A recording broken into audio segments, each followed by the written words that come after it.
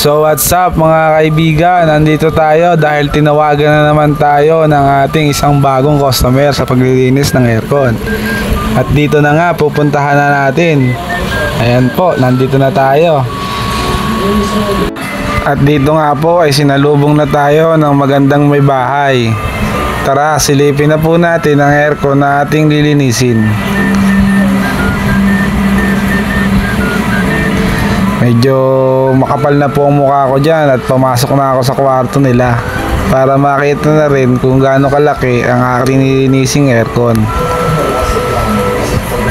At hindi nga ako naggulat nung nakita ko sobrang liit ng aircon.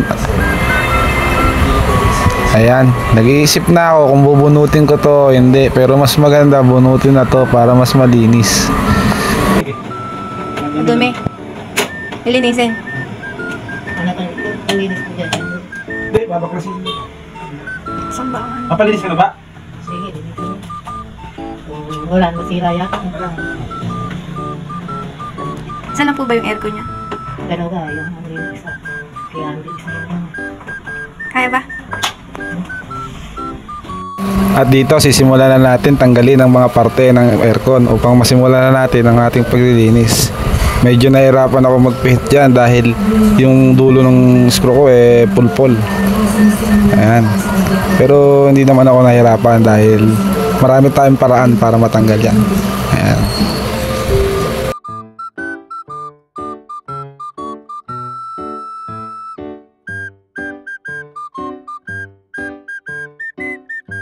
At ito na nga ang bumungad sa atin mga kaibigan. Sobrang dumi na. Biruin mo, 3 taon na pala siyang hindi nililinis.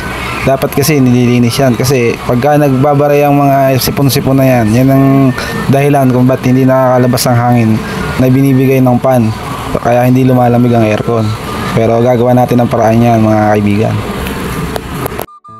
Ayan, yan. Kahit ano, nilinisin ko kasi loob nito, pati yung pan eh. Kasi kahit ang linis na yan, hindi nalinis yung pan.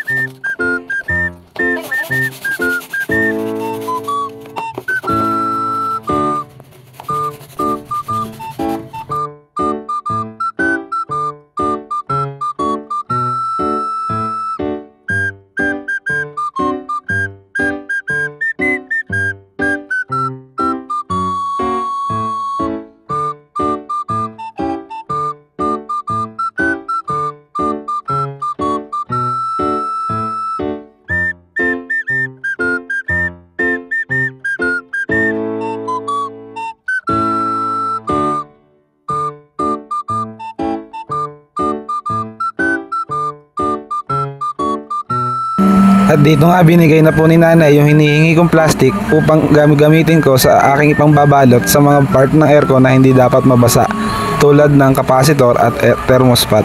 Dahil pag nabasa ito ay magiging sanhi ito ng pagkasira ng ating aircon na nililinis.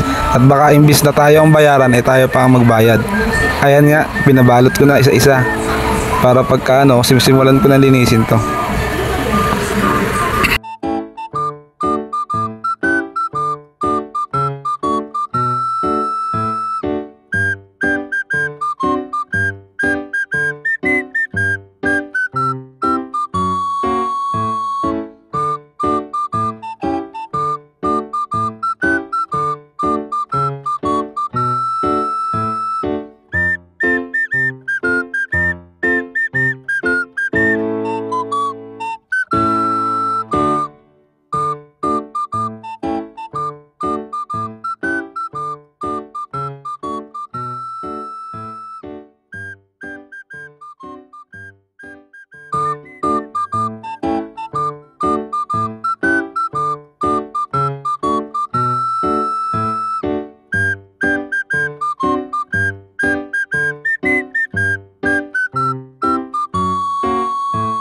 At dito nga po, tapos na natin linisin ang aircon.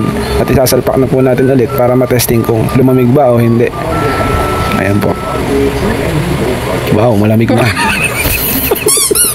At pauwi na nga kami ng aking darling. Uwi na kami ng asawa ko para makapagawa kami ng baby. Binago mo naman eh. Okay guys, bye-bye! Thank you for watching!